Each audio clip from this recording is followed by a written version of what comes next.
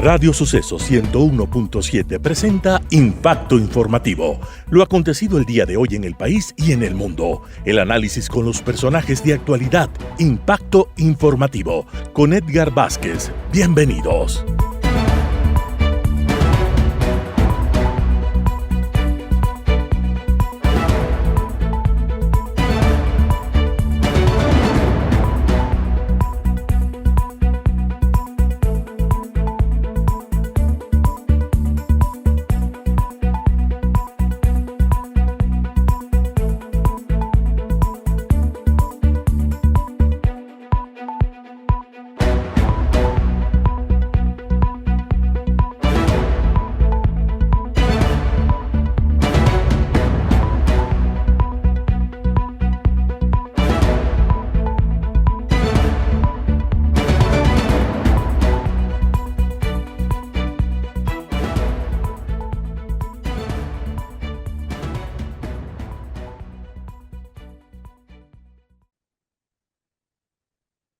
Buenas tardes, bienvenidos a Impacto Informativo en este jueves 12 de diciembre del 2024. Mi nombre es Edgar Vázquez, le agradezco de antemano por su gentil sintonía. Impacto Informativo llega gracias a Tarjetas Banco Pichincha. Este programa llega a ustedes gracias a Suzuki Autos, el siguiente nivel de vehículos híbridos Suzuki. Número 1, líder en ahorro de combustible, 100% autorrecargables y están diseñados para reducir el impacto ambiental. Llegamos además gracias a Mutualista Pichincha. Todos queremos una vida flexible, por eso Mutualista Pichincha presenta una cuenta que se adapta a tus necesidades. FlexiCuenta es alta rentabilidad. Tenemos el apoyo además de CNT, celebra esta Navidad con CNT y el smartphone TCL 440 Next Paper, navega sin límites desde cualquier lugar con gigas ilimitados y llévate este increíble equipo por solo $34 con 9 centavos más impuestos. No esperes más, llama al 1-800-100-100 o visita tu agencia CNT más cercana. Ser CNT es ser ecuatoriano. Autorización 956 CNE, Elecciones Generales 2025. Nuestros invitados para el día de hoy, vamos a conversar en pocos instantes más con el director de la Academia Diplomática, el embajador Alejandro Suárez, sobre las medidas migratorias de Donald Trump y su incidencia en el Ecuador. A continuación dialogaremos con la candidata asambleísta de Avanza, Susana Añasco, sobre sus propuestas para la nueva asamblea. Y vamos a finalizar con un diálogo con el profesor Jorge Mora, docente y analista de los temas internacionales perteneciente a la Pontificia Universidad Católica. Vamos a hablar de Siria y el fin de Bashar al-Assad. Saludamos de inmediato a través de la vía virtual al director de la Academia Diplomática del Ecuador, el embajador Alejandro Suárez. Embajador, muchas gracias por la oportunidad. El presidente electo de los Estados Unidos, Donald Trump, desde la campaña electoral anunció duras medidas contra la migración hacia los Estados Unidos, en especial la migración ilegal. Se ha visto que ha incrementado el número de ecuatorianos que han optado por la introducción ilegal al gran país del norte, especialmente han tomado la ruta denominada de la muerte, del Paso del Darién con rumbo a los Estados Unidos. ¿Se desestimulará este interés de los connacionales ante los anuncios de Donald Trump? Bienvenido, embajador. Muchas gracias, apreciado Edgar. Un saludo a quienes nos escuchan. Sí, probablemente las medidas que ha anunciado el señor Trump y desde el momento de su posesión, cuando ya las tome, indudablemente van a desestimular la inmigración ilegal desde todos los países que pues normalmente han salido inmigrantes hacia los Estados Unidos, no solamente el Ecuador. Estamos hablando de Venezuela, estamos hablando de países centroamericanos. Claro, va a haber una reducción, diría yo, de los flujos migratorios a los Estados Unidos. Ahora, el temor es de los connacionales que también han regularizado su estadía en los Estados Unidos, o sea, no solamente de los que están acá, sino los que viven allá. ¿Se vienen operativos y deportaciones indiscriminadas una vez que Trump ponga pie en la Casa Blanca? Ese es el principal temor que tienen los inmigrantes, sobre todo los que están en situación ilegal. Es muy probable que la administración Trump inicie medidas, inicie la toma de medidas para expulsar a inmigrantes ilegales. Pero claro, no va a ser tan fácil quizás porque en todos los casos tendrá que realizarse un proceso de acuerdo con las leyes estadounidenses y eso va a tomar tiempo. Pero el hecho de que el presidente Trump haya logrado también la mayoría en las cámaras, tanto de representantes como del Senado, y que tenga también una mayoría en la Corte Suprema de Justicia, eso va a permitir probablemente la introducción de reformas legales para endurecer los requisitos de nacionalización en los Estados Unidos, los requisitos de ingreso a territorio estadounidense. Y claro, va a ser esa eh, una limitación muy seria, va a provocar un impacto, diría yo, muy serio en los grupos de inmigrantes que se encuentran en situación de ilegalidad. Pero claro, usted sabe que Donald Trump es un hombre extrovertido, un hombre bastante ligado al show business. De hecho, él intervino en muchos programas de televisión de amplia cobertura en los Estados Unidos. Él necesita para sus primeros días de gobierno mostrar, ¿no es cierto? No solamente a la comunidad de los Estados Unidos, sino al mundo que él está hablando en serio. Entonces, por eso esto de las deportaciones, de las grandes deportaciones, de poner a multitudes en los aviones y enviarlas a sus países de origen, podría ser algo que ya se está organizando en el gabinete de Donald Trump. Sí, podría ser, pero también hay que tener en cuenta que una deportación masiva va a implicar también recursos. Y si las deportaciones son, como dijo o como anunció el señor Trump, si las deportaciones van a ser masivas, eso va a demandar también ingentes recursos económicos que tendrá que invertir el Ejecutivo estadounidense, la administración estadounidense. Y en eso también pienso podría haber algún tipo de hecho, habrá todo un procedimiento para la asignación de esos fondos, de manera que eso tomará tiempo. No creo que sea inmediata la acción de deportación al otro día de inaugurada la administración Trump. Probablemente se iniciarán los procesos, pero esos procesos toman tiempo. Claro, y hay que predicar con el ejemplo, porque resulta que en las grandes estadísticas, Joe Biden y después Barack Obama fueron los que más deportaron a ilegales desde los Estados Unidos que el propio Donald Trump en su primer periodo. Claro, así fue, así fue. Y luego también está el hecho de hacia dónde deportar a los grupos de ilegales. No sé si esté en la mente del señor Donald Trump el simplemente recoger a toda esa cantidad que él ha anunciado como masiva, esa cantidad de inmigrantes y los pondrá al otro lado de la frontera en el sur, en territorio mexicano. No sé si esa sea la idea, pero deportar a los países de origen, evidentemente eso también implica costos, costos que asumo tendrán que correr a cargo de la administración estadounidense. De lo que se ha conocido en los últimos días, y recuerde, embajador, en la primera administración de Donald Trump, él no quería gastar en la construcción del muro con México, quería que López Obrador pues corra con estos gastos. Ahora, el diálogo con México, con la presidenta Sheinbaum y con el primer ministro canadiense tiene que ver con aplicar aranceles si es que Canadá y especialmente México no detienen las corrientes migratorias. Y, por cierto, que ellos corran con los gastos respectivos. Efectivamente, esa fue una de uno de los enunciados de campaña de Donald Trump. Él inclusive habló de establecer cargas arancelarias del 25% en el caso de México.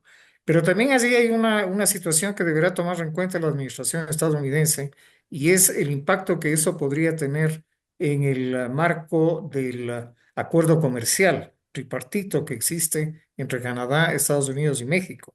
Si bien el Ejecutivo estadounidense tiene ciertas facultades para introducir arreglos, reformas quizás al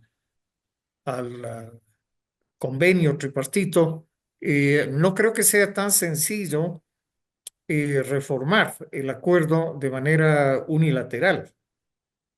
Es un acuerdo que ha sido negociado entre los dos países y que ha venido funcionando satisfactoriamente. Y una de las contravenciones a ese acuerdo tripartito no es confundir la materia comercial con la materia migratoria.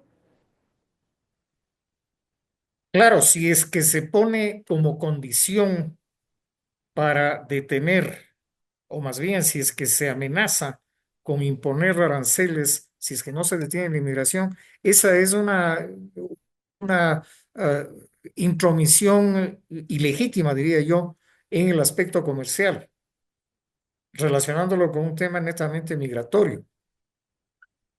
Embajador, un último anuncio de Donald Trump es sumamente polémico.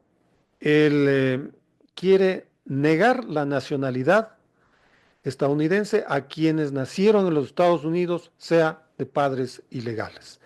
Esto necesita, ya se ha hablado al respecto, ya se ha comentado al respecto, necesita cambiar la constitución de ese país y cambiar una tradición de los Estados Unidos que viene desde su fundación en 1776. Así es, Estados Unidos ha venido aplicando lo que en derecho se conoce como el ius soli, es decir, la atribución de la nacionalidad según el lugar de nacimiento. Cambiar el ius soli por el ius sanguini, es decir, la atribución de nacionalidad según el ancestro, según la sangre, pues implica efectivamente una reforma constitucional. Y claro, estamos nuevamente en el escenario de un Congreso estadounidense con sus dos cámaras que pueden favorecer eventualmente enmiendas que el presidente Trump presente en ese sentido.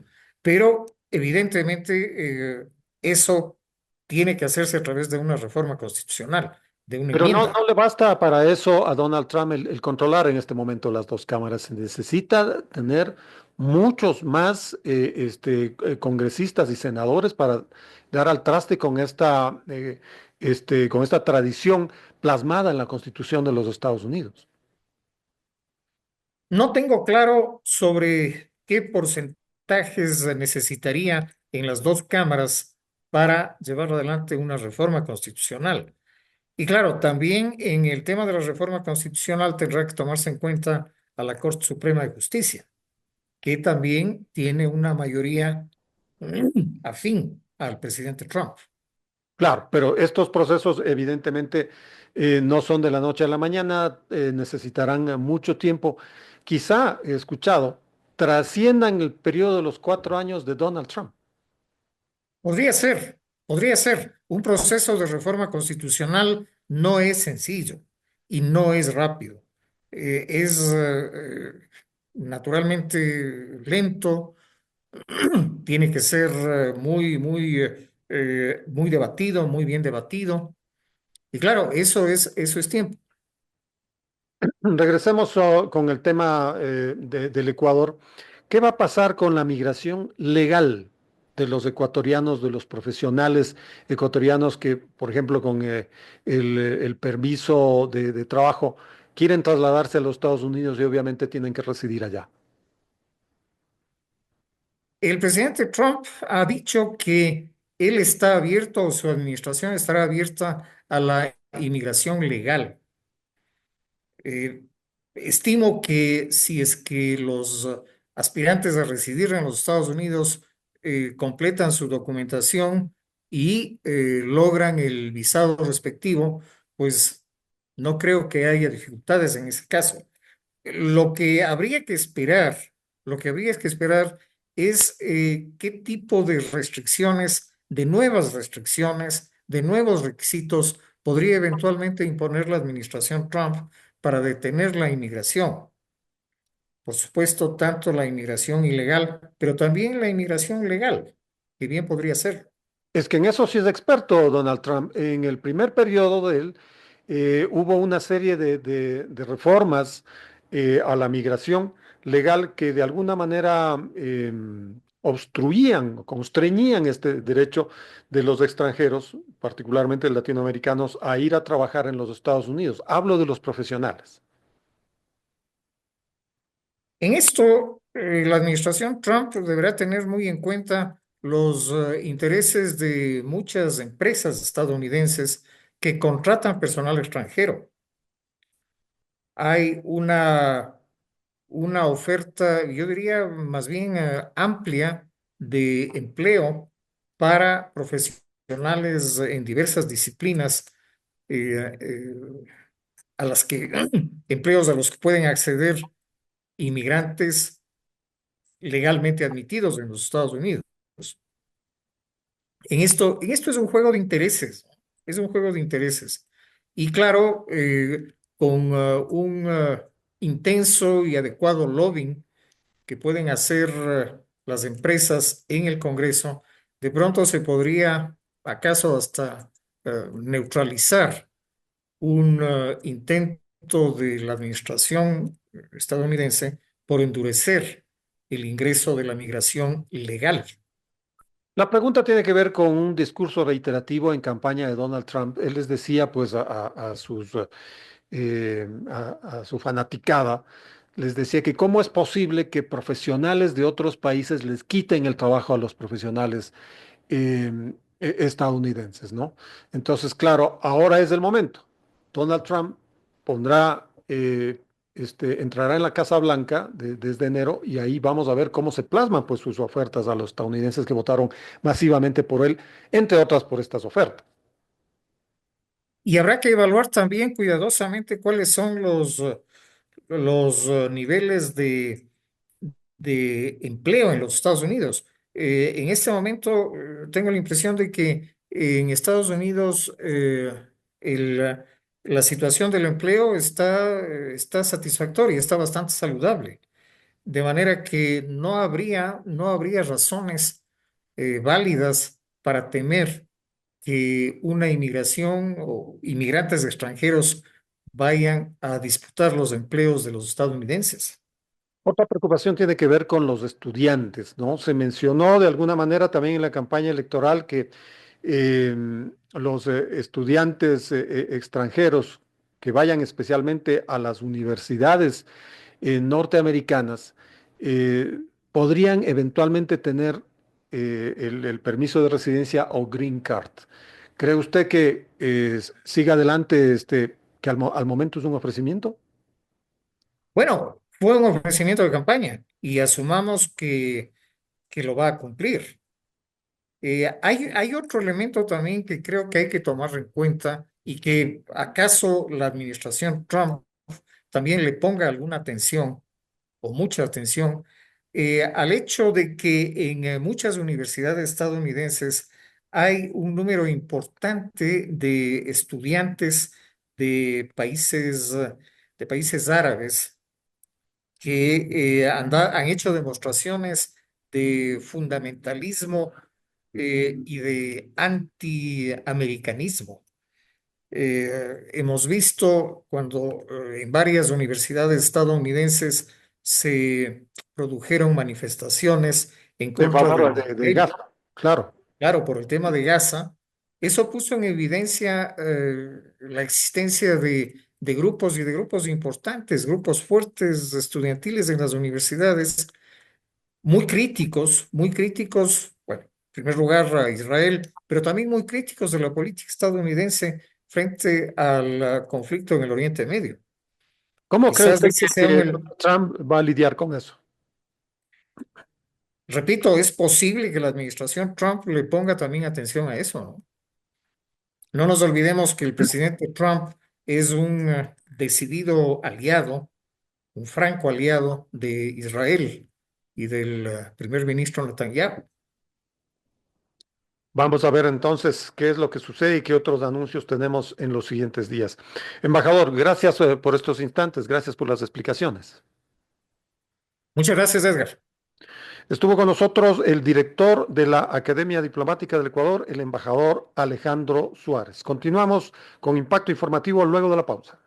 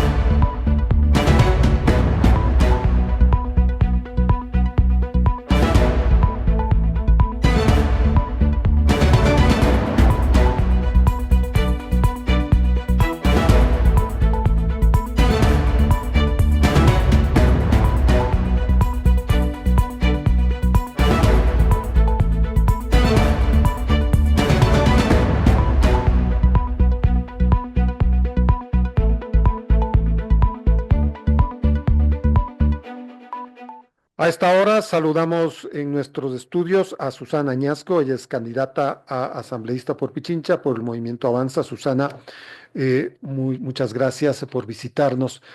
La Corte Constitucional puso el punto final a las aspiraciones de Jan Topic hace algunos días. ¿Conoce cuál será el destino político de Topic? Bienvenida. Muchas gracias, Edgar. Un saludo a usted y a toda su audiencia. En efecto, soy candidata de Suma. La aclaración, estamos en el Distrito Norte junto a Pedro José Freile. Y en efecto, hemos seguido el proceso jurídico y político que se llevó adelante respecto de la candidatura de Jan Topic, evidenciándose una serie de atropellos durante toda la calificación. El Tribunal Contencioso Electoral emitió una resolución muy traída de los cabellos y no solo cuestionable jurídicamente, sino además ética, antiética. Ha impedido que Jan Topic participe en esta contienda electoral. Sin embargo, vamos a continuar. Para eso hay una lista de asambleístas que estamos preparados para llevar las propuestas y el plan de trabajo de Jan Topic al legislativo y, por supuesto, apoyar al único candidato ciudadano, que es Enrique Gómez. Bueno, se habló pues cuando el Tribunal Contencioso Electoral retiró la candidatura de Jan Topic de una serie de intereses incluso vinculados con el Ejecutivo. Pero no se puede decir lo mismo cuando la Corte Constitucional ha tenido que refrendar esta decisión. En realidad, la interpretación que hace la Corte Constitucional respecto a su capacidad de pronunciarse en el marco de un proceso electoral es una decisión que ha tomado la Corte y ellos sabrán responderle luego al país y a la historia lo que ocurra cuando veamos las consecuencias de no garantizar un proceso que tenga una amplia participación en el cual se garanticen los derechos no del candidato Topic, sino de los ciudadanos que lo ven como una opción electoral. Yo creo que Jan Topic tiene que seguir en política, tiene que seguir pronunciándose, porque el país necesita voces que tengan propuestas claras, que tengan una agenda de país y de consensos que le nutran a nuestra democracia y a nuestra institucionalidad. Bueno, es lo que usted desea, pero otra cosa es lo que quiere hacer Jan Topic. ¿Qué sabe de él? Entiendo que él va a seguir en la función pública. Ha tomado esa decisión de vida, porque el servicio público es una decisión de vida importante, y me parece que es un perfil muy valioso y que ojalá no se pierda. Ahora, una cosa es una campaña electoral con Jan Topic, incluso por el nivel que llegó a tener en las estadísticas y en las encuestas, y otra cosa diferente es con el actual candidato Gómez, y entiendo que la coalición, el movimiento es consciente de aquello. Enrique Gómez nace de un proceso disruptivo en realidad, al que la clase política no está acostumbrada, un proceso de primarias amplias y abiertas. Yo creo que hay un potencial porque es el único candidato ciudadano. Enrique Gómez, sí, no ha estado en política, es nuevo, pero tiene una formación profesional, es una persona que trabajó en la elaboración del plan de trabajo, conoce la función pública y es un candidato que proviene de un proceso participativo. Y creo que eso tiene una valía. ¿El resto de candidatos no son ciudadanos? Son ciudadanos, pero no todos provienen de un proceso amplio de participación. Cuestionemos, por ejemplo, qué ocurre en las primarias que hacen Bueno, muchos pero o la casi mayoría de en todos los organizaciones sectores, no se políticas. arma un Zoom y listo. Este proceso fue diferente, fue participativo, fue amplio. Por eso la clase política lo ha cuestionado tanto, porque no están acostumbrados a que ocurra así. Una mezcla de tecnología con participación ciudadana no es un hecho que se haya visto antes. El carácter de mi pregunta tenía que ver con que Topic sí lograría pues arrastrar a la lista nacional de asambleístas y a las diferentes listas provinciales. Con Gómez no va a suceder aquello, entonces aquí sí hay que luchar a brazo partido los diferentes candidatos. Creo que Casi como que están huérfanos. Mire, ese escenario es con cualquier candidato. Pero aquí lo más importante no es esperar que un candidato tenga un arrastre electoral o buscar estas polaridades electorales. Aquí lo importante es la agenda que vamos a plantear en la Asamblea Nacional. Y precisamente ¿Y de cuál es esto su agenda? queremos conversar. Mire, este es un tema que me encanta conversar. En Quito normalmente se tratan los temas nacionales. Yo busco Es que ser es el centro asambleísta político de un porque es la país. capital, es parte de la responsabilidad de ser la capital de la República. Yo busco ser asambleísta por la provincia de Pichincha para representar a Quito y llevar a la Asamblea Nacional lo que son los problemas más urgentes que tiene nuestra ciudad. La ciudad con la tasa más alta de desempleo que bordea el 8.2%, con niveles de inseguridad altísimos. Ya hay penetración de organizaciones de crimen organizado en los barrios y distintos sectores de nuestra ciudad. Y esos son los temas que nosotros queremos potenciar y sobre los cuales queremos trabajar. ¿Qué líneas de solución le puede dar a los problemas de numerado? La carta fácil para tratar el tema de desempleo sería venir y decirle, voy a proponer la ley no más desempleo, pero no funciona así. Para la generación de empleo se necesita al menos 4 pilares mínimos. Seguridad jurídica, incentivo al crédito productivo, reducir los índices de criminalidad y fortaleza institucional. Inversión es lo que se necesita. Es decir, que aquí haya capitales nacionales o extranjeros que tengan los incentivos para poner fábricas, factorías en la ciudad de Quito, ya que es el tema que estamos tratando, y de esa manera tener una oferta de trabajo. La seguridad jurídica es importante para atraer inversión a toda escala. ¿Y qué implica la seguridad jurídica? Tener leyes claras, estables y que se apliquen de manera justa para todos. Somos un país que hemos denunciado tratados bilaterales de inversión. Tampoco nuestra normativa permite el arbitraje internacional. En ese marco, nuestra institucionalidad y nuestro marco regulatorio debería ser lo más diáfano y lo más amigable para atraer la inversión a toda escala. No pensemos que la inversión es únicamente las grandes empresas. La inversión la hace un artesano, la inversión la hace un emprendedor. Quien quiere fomentar un negocio, poner una industria, hace una inversión. En ese sentido, la seguridad jurídica desde la Asamblea, por supuesto que se puede impulsar para evitar que ocurran estas disputas que hoy, por ejemplo, tenemos una norma, ley antipillos, que se promulga en el registro oficial, pero su vigencia está todavía en duda. Ya vamos a hablar de eso. Pero una regulación, una ley que salga desde la Asamblea Nacional necesariamente tiene que tomar en cuenta al gobierno local. Por supuesto. Es importante que la Asamblea, mire, justamente el concepto de seguridad jurídica desde la Asamblea Nacional lo planteamos de la siguiente forma y con 3 aristas. Primero, ninguna ley se puede aprobar sin realizar un análisis de evidencia, un análisis económico del derecho, saber qué consecuencias va a tener esta norma sobre la economía y sobre la sociedad. Segundo, la participación ciudadana, más allá de que está garantizada en la Constitución y en la Ley Orgánica de la Función Legislativa. Yo he escuchado en varias ocasiones reclamos del sector empresarial que no se han tomado en cuenta sus criterios o sus observaciones o planteamientos para la elaboración de distintas leyes que tienen que ver con la regulación del sector empresarial. Eso no puede pasar. La participación ciudadana y los consensos legislativos transparentes son otros de los planteamientos que tenemos nosotros. En temas de seguridad, ¿qué se debe hacer en Quito?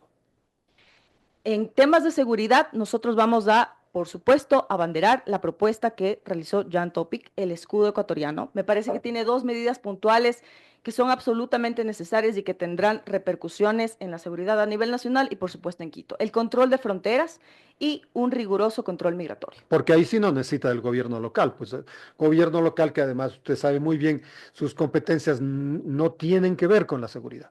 A propósito de ello, Edgar, la Asamblea Nacional en esta semana va a tratar una reforma al COTAD, en el cual se va a plantear una serie de medidas para que los GATS a nivel municipal y provincial tengan una mayor incidencia en temas de seguridad, que me parece correcto en la línea de colaboración que debe haber. De momento, lo que está vigente es que el Estado central tiene la competencia de la seguridad interna y para eso me parece que medidas puntuales como el control de fronteras a través de la propuesta de escudo ecuatoriano son fundamentales.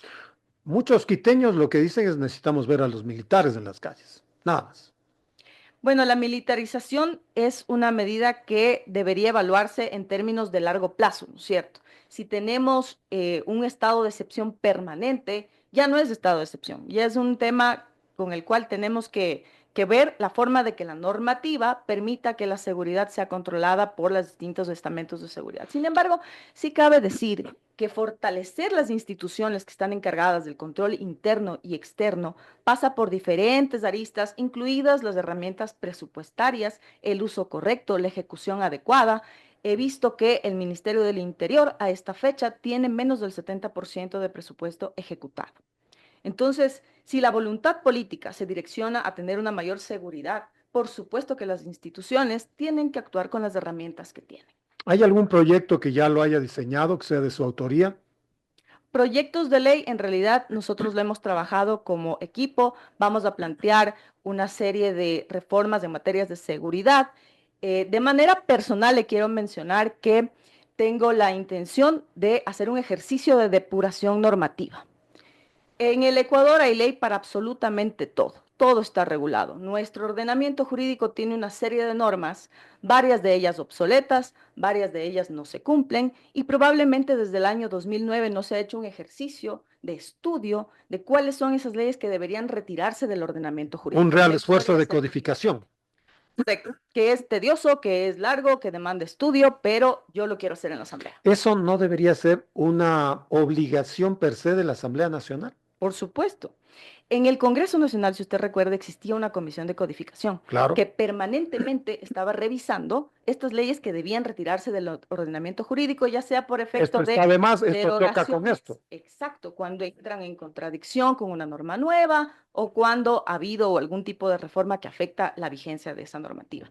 Hoy en día ya no existe esa comisión de codificación y por eso es necesario que un legislador se dedique a estudiar cuáles son las leyes que están finalmente estorbándole al ciudadano. ¿Y esa unidad de técnica legislativa ha sido definida para esto? Tiene otras competencias. La unidad de técnica legislativa en mayor medida realiza estudios de los proyectos de ley, evalúan si es que tienen conflictos con la Constitución y emiten informes cuando van a ser tratados por el CAL y las comisiones. Bueno, ¿cómo hacer campaña? Primero, con la ausencia de Topic. Y segundo, cuando se habla insistentemente y respaldados por las encuestas de que quienes van a predominar en la próxima asamblea son ADN y el correísmo. Bueno, John Topic está presente porque es su propuesta de trabajo, somos su equipo y creo que lo que ha ocurrido con su candidatura es ya un llamado de atención para todos los ciudadanos.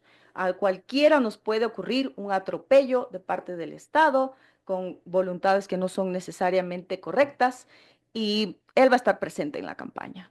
Respecto de lo que puedan hacer las otras candidaturas, Si no es candidato. creo que puede, como ciudadano, va a estar presente. Vamos a ver eso. ¿Y el tema de ADN y el correísmo? Bueno, ellos han buscado una polaridad para que efectivamente la ciudadanía solo observe dos opciones electorales. A mí me parece que la situación del país demanda seriedad, demanda compromiso con seguridad jurídica, con institucionalidad, y esta suerte de polarizaciones extremas no le hacen bien al país ni en el corto ni en el largo plazo. Hablemos ahora sí de este tema que es de toda actualidad y que tiene que ver con la ley antipillos. Está publicada en el registro oficial. Es de referencia absoluta. La pugna electorera, yo creo que lo que ha provocado el Ejecutivo y el Legislativo a través de estas diferencias tiene fines electorales, tiene justamente esa visión de polarizar los discursos entre ambas opciones electorales. Propiciadas desde la Asamblea en este caso. Yo creo que propiciadas desde la Asamblea y exacerbadas por el Ejecutivo, que finalmente quiere tapar lo que él llama una inconstitucionalidad con otra, mandar Pero el una ley Ejecutivo al sí registro puede enviar oficial. un decreto ley cuando considera que la Asamblea no ha cumplido su deber, y en este caso, cuando no ha llevado adelante dos debates. El Ejecutivo lo considera siendo una interpretación de norma superior, la Constitución, que dice que una ley se tiene que tratar en dos debates. Sin embargo, la Constitución está reglamentada en las distintas leyes. Entre esas, la Ley Orgánica de la Función Legislativa, donde se reglamenta el procedimiento para aprobar una ley ordinaria o una ley económica urgente. En esta ley se permite el archivo en primer debate y es la interpretación que ha hecho la Asamblea. Hoy en día, ¿a qué estamos abocados? A que la Asamblea ha emitido una o va a intentar una declaratoria de inconstitucionalidad por la forma de esta ley, pero entre tanto los ciudadanos tenemos una norma que está promulgada en el registro oficial, que está vigente, pero no sabemos si se va a sostener. Eso es la inseguridad jurídica y esas son las afectaciones a los ciudadanos que finalmente no sabemos qué pueda pasar. Frente a eso, ¿qué inversión va a llegar? Bueno, la Corte Constitucional, a quien se está pidiendo que establezca la legalidad o no de la ley, usted sabe que se toma su tiempo para pronunciarse. 1 año, 2 años y a veces más, ¿no? Bueno, sí, la Ley Orgánica de Garantías Jurisdiccionales y Control Constitucional establece unos plazos y una suerte de prelación respecto de los casos que tiene que tratar la Corte.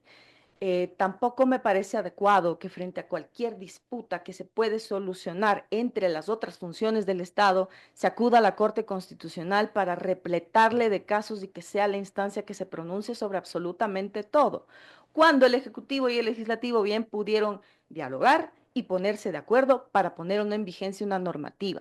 Me parece que el fondo de la ley, esta que ha planteado el Ejecutivo, tiene un ánimo más bien recaudatorio, pero se publicita como una ley que busca erradicar el lavado de activos. Perfecto, Susana. Seguiremos conversando a lo largo de la campaña. Gracias por estar con nosotros. Gracias a ustedes. Estuvo con nosotros Susana Añasco, candidata a asambleísta por Pichincha, por el movimiento Suma. Seguimos con Impacto Informativo, luego de la pausa.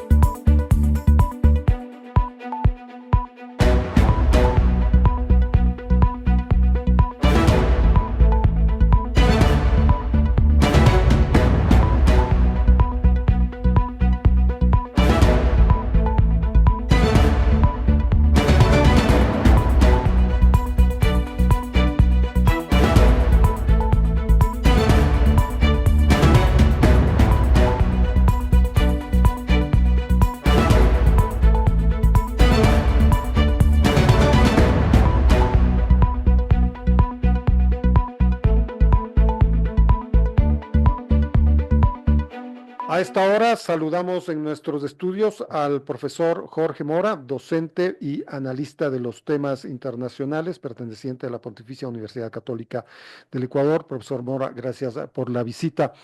Bueno, hablemos de Siria y este giro impresionante que ha tenido en cuestión de horas, de días. Son 50 años de la dictadura de la familia al-Assad. A propósito de qué aparecieron en Siria y cómo se caracterizaron. Bienvenido, profesor. Gracias, Edgar, por la invitación. Es un tema que denota el ser y hacer, la cultura de los países islámicos, de los países del Medio Oriente. Ahí es muy difícil entrar con los conceptos de democracia, aquello que plantea los Estados Unidos. Es decir, la visión occidental, bien No, difícil. la visión occidental no va. Ahí simplemente tomas el poder, te adueñas de los mandos y luego de las fuentes de riqueza y permaneces 50 años hasta que o te votan, o te asesinan, o te mueres. Y así es la forma cultural de ser y hacer de los Assad. Sí, El papá, el que estuvo. Los ex sultanatos después se convirtieron en repúblicas, pero no Absolutamente. cambió la visión de gobierno. El nombre sí, pero no la visión de gobierno, como usted lo plantea, porque simplemente son familias que se empoderan o grupos muy, muy puntuales, aquellos que llegan. Llegó el señor Assad, el padre de Assad, el actual mandatario, o el que fue mandatario, llegó al poder por la fuerza, se impuso y le heredó a su hijo. Y si no hubiese caído, él seguía y lo heredaba a algún hijo de él. Es la forma de ser de estos países del Medio Oriente. Bueno, pero el padre al-Assad, él estuvo en momentos culminantes de la historia del Medio Oriente, cuando, recordemos, en la década del 70, fueron algunos conflictos bélicos a propósito de la consolidación de la República de Israel. Absolutamente sí, porque recordemos, esta historia viene de cualquier tipo de tiempo, cuando lo cojamos.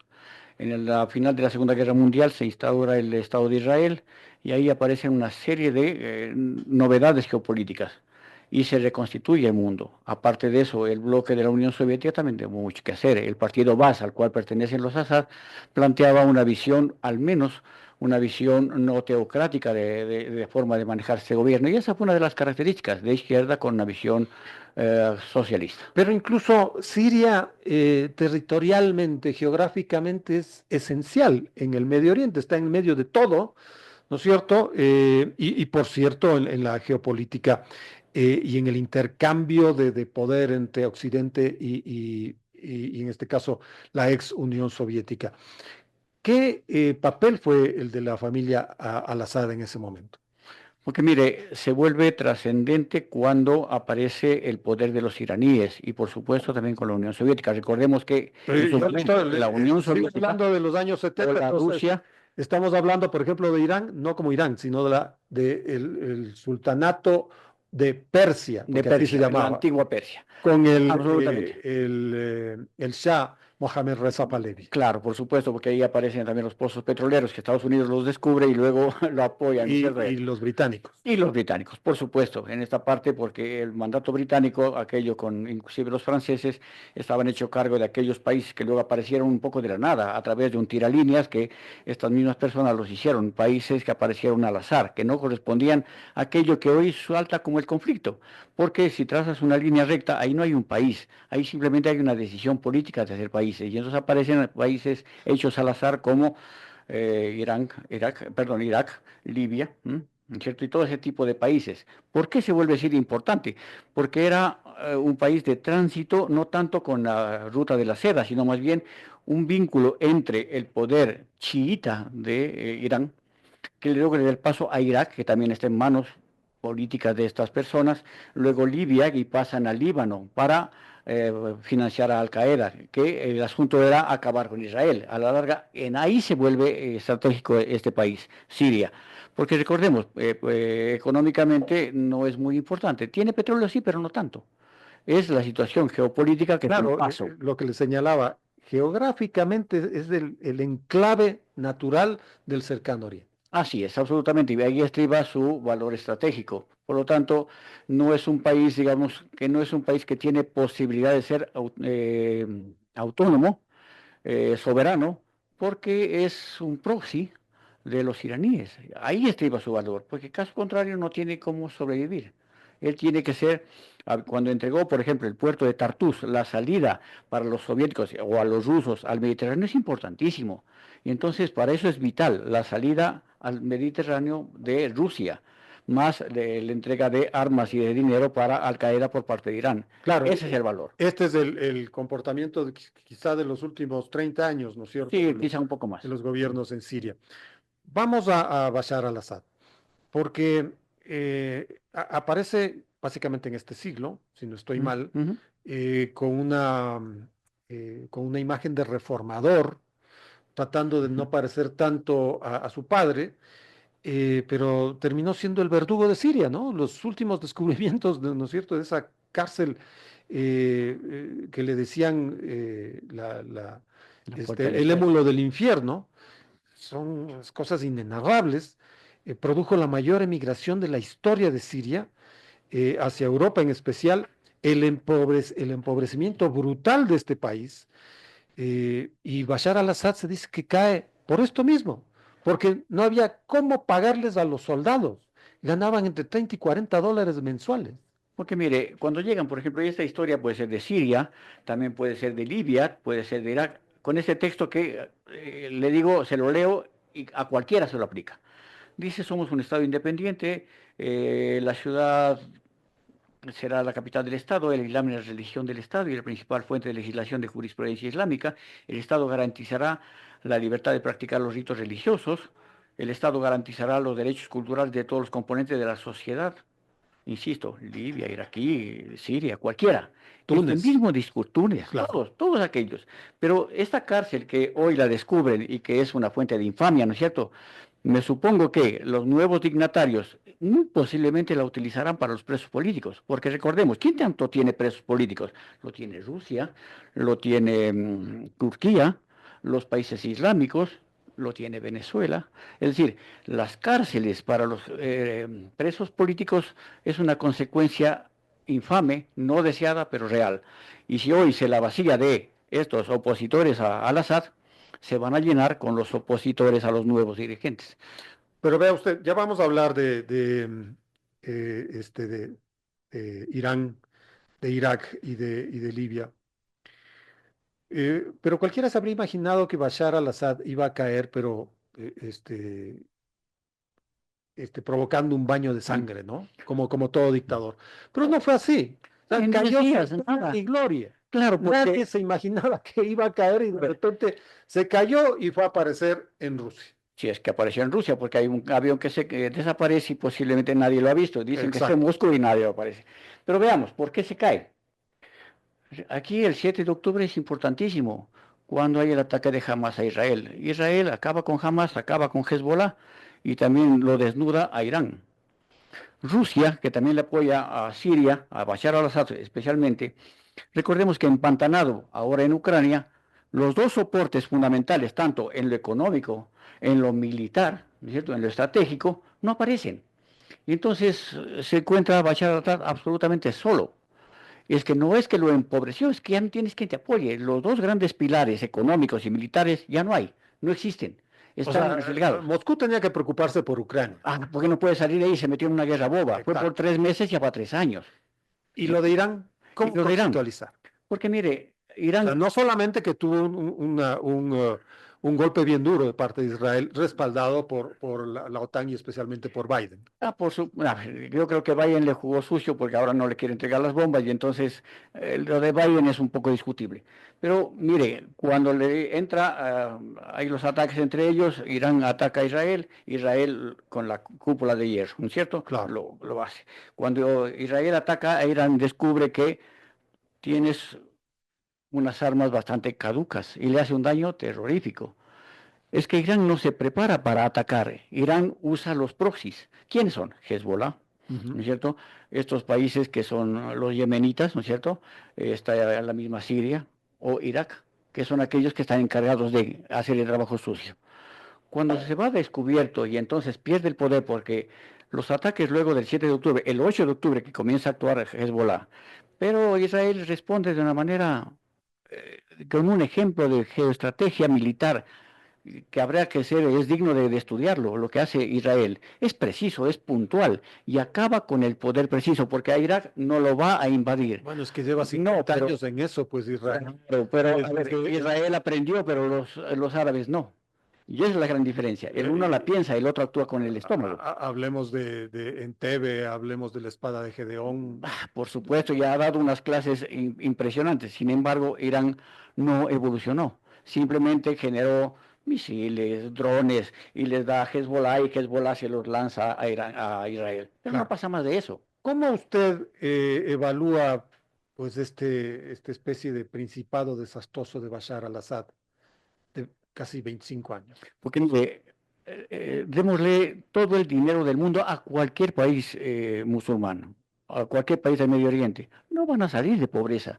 Estas personas no invierten en infraestructura, no invierten en educación, no invierten en salud, no invierten en investigación y desarrollo, invierten en armas.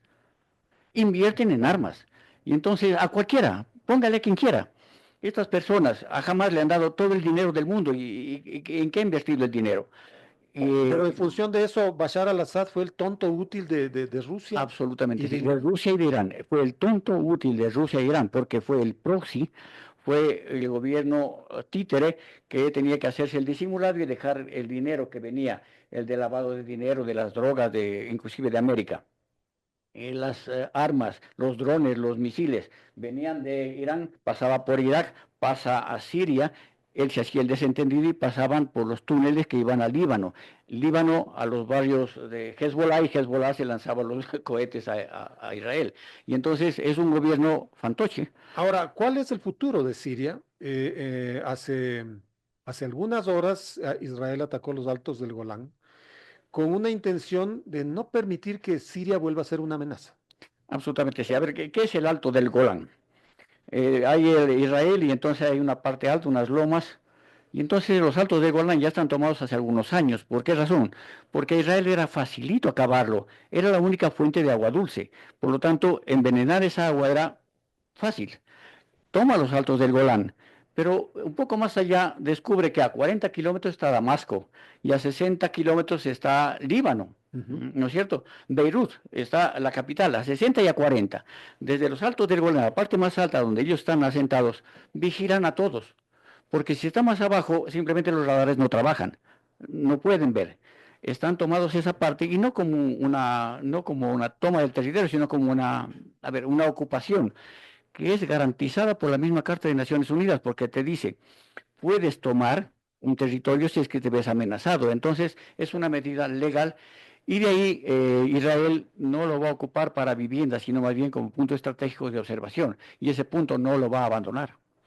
Con la caída de Bashar al-Assad, el portal Primicias nos hacía acuerdo el otro día de lo que pasó con estos dictadores que dominaron en sus respectivos países, el Shah Mohammad Reza Pahlavi en lo que era Persia y después fue Irán.